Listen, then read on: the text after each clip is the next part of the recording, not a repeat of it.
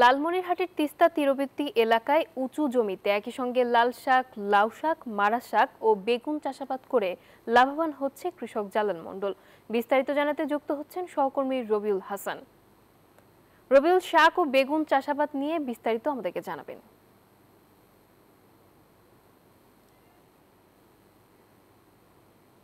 ধন্যবাদ জামান। আপনি যেমনটি বলছিলেন যে আমি এখন রয়েছি তিস্তা তীরবর্তী এলাকায়, অর্থাৎ হচ্ছে এই উঁচু জায়গায় কিন্তু বিশেষ করে শাকসবজির বাম্পার ফলন হয়। আমি যেটি দাঁড়িয়ে রয়েছি এটি হচ্ছে হাতীবান্ধা উপজেলার হলদিবাড়ি চর এলাকায়। এখানে কিন্তু একজন কৃষক তার প্রায় ৩ বিঘা জমিতে কিন্তু লাল শাক, মারা শাক এবং লাউ শাক করে কিন্তু স্বাবলম্বী হয়েছে। এবং যদি শাক আপনাদের দেখাচ্ছি যে ভালো ফলন হয়েছে এবং ইনি কিন্তু প্রতিদিনেই প্রায় 2 থেকে 3 মণ করে বাজারে বিক্রি করছেন। এতে কিন্তু তিনি লাভবান হচ্ছেন।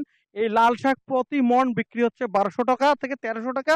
পাইকারিতে কিন্তু পাইকাররা বাসা থেকে নিয়ে যাচ্ছে। এবং এদিকে পাশাপাশি রয়েছে মারা শাক। এই মারা শাকটা কিন্তু উত্তর অঞ্চলের একটা জনপ্রিয় খাবার। এই উত্তর অঞ্চলের এই খাবারে কিন্তু অনেকেই ঝোল ঝোল করে খেতে পারেন এবং আপনার ভাজিও খেতে পারেন এবং উত্তর অঞ্চলের খাবার অর্থাৎ পেলকা ও খেতে পারেন। এই শাকটি নাম হচ্ছে মারা শাক। এবং আমরা এই চাষি রয়েছেন জালাল মণ্ডল, আপনার সাথে কথা বলতে চাই।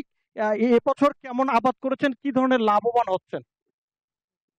এই জমিতে আমি অনেক কিছু মানে উৎপাদন করি। উৎপাদন বলতে মারা শাক, লাল শাক, লাউ শাক, তারপরে এগুলো ওঠার পরে মরিচ লাগাই, বেগুন লাগাই।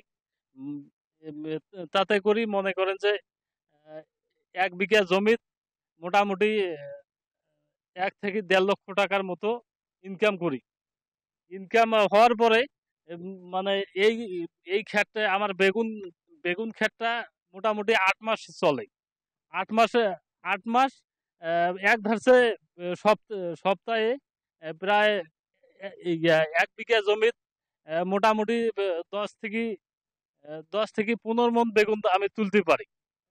ধন্যবাদ আপনাকে। আমরা শুনছিলাম একজন কৃষক, তিনি যে এই চর এলাকায় যে শাকসবজি আবাদ করেছেন। আপনারা জানেন যে একই জমিতে কিন্তু তারা 3 ফসল ফলাচ্ছেন, অর্থাৎ শাক তুলে কিন্তু বেগুনের চারা লাগিয়েছেন এবং মারা শাক লাগিয়েছেন। এবং মারা শাক এবং লাল শাক কিন্তু বাজারে প্রচুর চাহিদা রয়েছে। আমি কথা বলছি লালমনিরহাট কৃষি সম্প্রসারণ অধিদপ্তরের সূত্রে। তারা কিন্তু জানিয়েছেন যে খরিফ এক মৌসুমে কিন্তু লালমনিরহাটে প্রায় 4000 হেক্টর জমিতে কিন্তু কৃষকরা চাষাবাদ করেছেন। এই ছিল আমার কাছে সর্বশেষ। ফিরে যাচ্ছি স্টুডিওতে।